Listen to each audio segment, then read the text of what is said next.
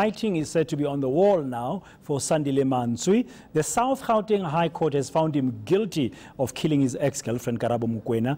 Mantsoe will learn just how long he'll be spending behind bars sometime today. ENC's Kaelihle Khumalo joining us for a discussion on the story. He's been tracking it. Well, the day has come, Kaelihle, for us to know what kind of sentence will Sandile Mantsoe be getting from a court. Many people expecting the harshest of sentences, seeing this case as a symbol for the struggle against femicide and gender-based violence in our country. Well, very much so, Braden. It's a culmination of 11 days of, this trial.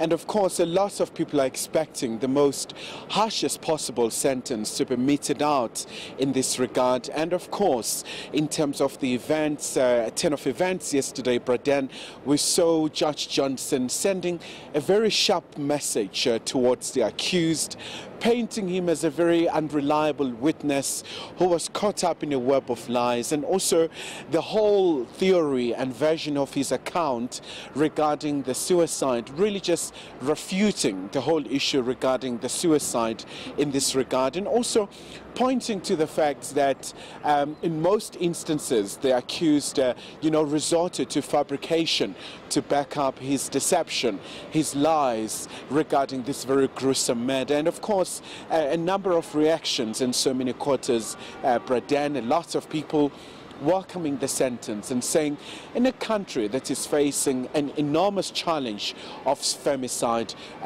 what happened here yesterday and what is likely to happen today once the sentencing proceedings resume in about an hour or so, a lot of people are expecting to see a lot of things to happen here.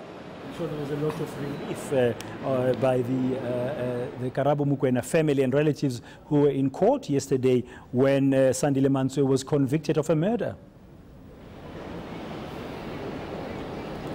Well, absolutely, Braden. It's a very emotionally charged trial, and also given the very gruesome nature of how the killing was conducted, how, for example, the judge went as far as saying the state had to really work rigorously and really hard in trying to reach the decision that is reached yesterday.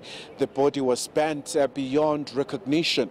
But in terms of the reaction from Karabo Mokwena's side, there were tears, Braden, there were hugs. I was seated so close to Karabo's father, continuously in court. He was sobbing. And you could really see that this was a man who was trying to recount those moments, how the daughter, the late deceased, suffered the most excruciating experience at the hands of the accused. And obviously when we spoke to the mother of the deceased, she was saying there's a sigh of relief, and she was completely shaken, and she was still processing the very verdict that was given out. And you could really see that almost there was this huge, heavy burden that was sort of removed from her shoulders. And for them, they were saying this was just a small step towards the main victory today. So they are certainly expecting also a most harshest possible sentence. Yes, and just on the defense side, Kaelihle, everybody was surprised when Mantsoe refused to testify in his own murder trial, and some legal experts saying that decision by Sandile Mantsoe not to take the witness box did not do him any good at all. Well, absolutely, Braden. We're all really astonished by the step from the side of the defense when they decided to forfeit the right to testify from the side of Sandile Mantsoe. It's their constitutional right, but it has backfired. Like you're saying, that a lot of experts, Braden, are pointing to the fact that it sort of strengthened the state's case. It's really fortified the argument that was presented by the state in saying that Sandile was actually behind and he masterminded this very, heinous crime.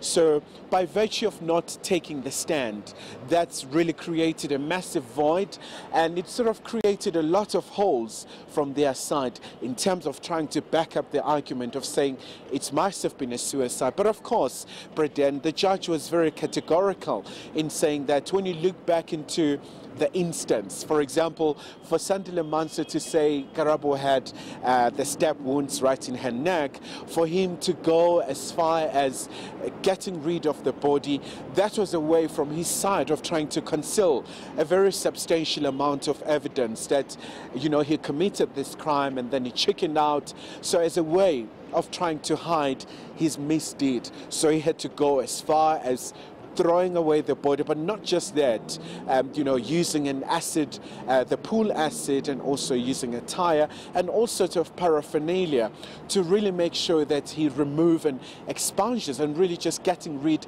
anything that may link him to this heinous crime. Well, as you know, Kaelihle, many quarters in the country welcoming the conviction, but of course the big day is going to be today when sentencing begins, because most of South Africa is expecting the harshest of sentences. We'll wait and see. Thank you very much. Ian says Kaelihle Khumalo out.